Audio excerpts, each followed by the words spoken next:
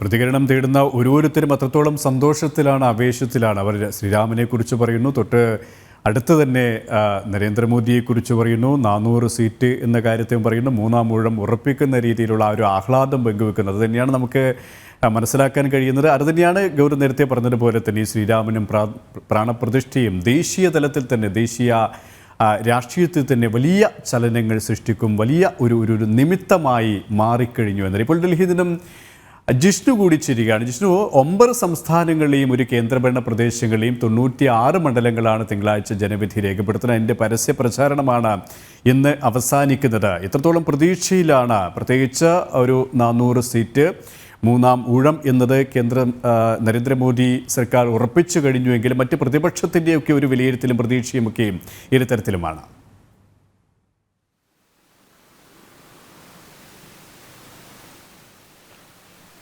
KP 4-ാം ഘട്ടത്തിൽ 9 സംസ്ഥാനങ്ങളിലെയും ഒരു കേന്ദ്രഭരണ പ്രദേശങ്ങളിലെയുമായി 96 മണ്ഡലങ്ങൾ വിധി എഴുതുന്നു. ഇവിടങ്ങളിൽ ശക്തമായ പ്രചരണങ്ങൾക്കാണ് ഈ മണിക്കൂറുകളിൽ മുന്നണികൾ നേതൃത്വം നൽകുന്നത്. പ്രത്യേകിച്ച് BJPയുടെയും ഒപ്പം ഇന്ത്യ മുന്നണിയുടെ ഭാഗത്തുനിന്നും. BJPയെ സംബന്ധിച്ച് KP സൂചിപ്പിച്ചതുപോലെ തുടർ ഭരണം ഉറപ്പാണ് എന്നുള്ളതാണ് ഈ ഒരു തെരഞ്ഞെടുപ്പിൻ്റെ തുടക്കം മുതൽ, 1-ാം ഘട്ടം മുതൽ, അല്ലെങ്കിൽ പ്രചരണ ഘട്ടത്തിൽ തന്നെയും മോദി സർക്കാരിന് തുടർ ഭരണം ഉറപ്പാകും, ഭൂരിപക്ഷം എത്രയാകും എന്നുള്ള ചർച്ചകളായിരുന്നു.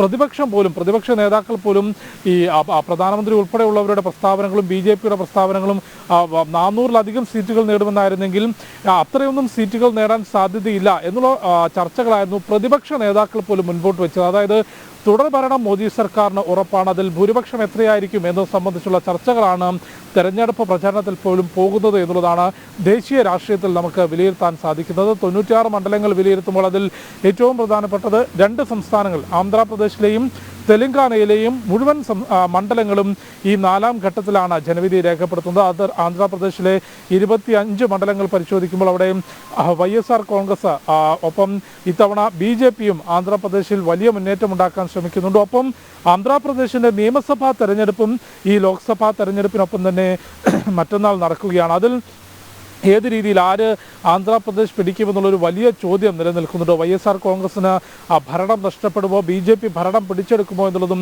വലിയ ചോദ്യമാണ്. ഒപ്പം 2 മുന്നണികളോടും മത്സരിക്കുന്നതിനായി കോൺഗ്രസ് പ്രത്യേക മുന്നണി, അത്തരത്തിലൊരു ത്രികോണ മത്സരമാണ് പല മണ്ഡലങ്ങളിലും നിയമസഭാ തെരഞ്ഞെടുപ്പിലും ആന്ധ്രാപ്രദേശിൽ നമുക്ക് കാണാൻ സാധിക്കുന്നത്. വലിയ രീതിയിലുള്ള പ്രചരണം കഴിഞ്ഞ ദിവസങ്ങളിൽ പ്രധാനമന്ത്രി നരേന്ദ്രമോദി ഉൾപ്പെടെയുള്ളവർ ആന്ധ്രാപ്രദേശിലെത്തിക്കൊണ്ട് നടത്തിയിരുന്നു. ഭാരതത്തിൻ്റെ ദക്ഷിണ മേഖലയിലും കൂടുതൽ സീറ്റുകൾ നേടിയെടുക്കുക, കൂടുതൽ MP-മാരെ വിജയിപ്പിച്ചെടുക്കുക എന്ന വലിയ ലക്ഷ്യം ഈ ലോക്സഭാ തെരഞ്ഞെടുപ്പിൽ BJP മുൻപോട്ട് വെച്ചിരുന്നു. അതിൻ്റെ ഭാഗമായി തെലങ്കാനയിലും ആന്ധ്രാപ്രദേശിലും കർണാടകയിലും തമിഴ്നാട്ടിലും കേരളത്തിലുമെല്ലാം വലിയ രീതിയിലുള്ള പ്രചാരണം, താരപ്രചാരകരെ കളത്തിലിറക്കിക്കൊണ്ട് വലിയ രീതിയിലുള്ള പ്രചാരണം BJP നടത്തിയിരുന്നു. ഏതായാലും ആന്ധ്രാപ്രദേശിലെ മുഴുവൻ മണ്ഡലങ്ങളിലും തിങ്കളാഴ്ചയാണ് വോട്ടെടുപ്പ് നടക്കുന്നത്. അവിടെ പരസ്യ പ്രചാരണത്തിൻ്റെ അവസാന മണിക്കൂറുകളാണ്. ഒപ്പം തെലങ്കാനയിലെ 17 സീറ്റുകളും 4-ാം ഘട്ടത്തിൽ ജനവിധി രേഖപ്പെടുത്തുന്നുണ്ട്. അവിടെ TRSൻ്റെ നിലവിൽ ഭാരത് രാഷ്ട്ര സമിതിയായി മാറിയിട്ടുള്ള K. ചന്ദ്രശേഖർ റാവുവിൻ്റെ പാർട്ടി നിയമസഭാ തെരഞ്ഞെടുപ്പിൽ പരാജയമേൽക്കുകയും ആ ഒരു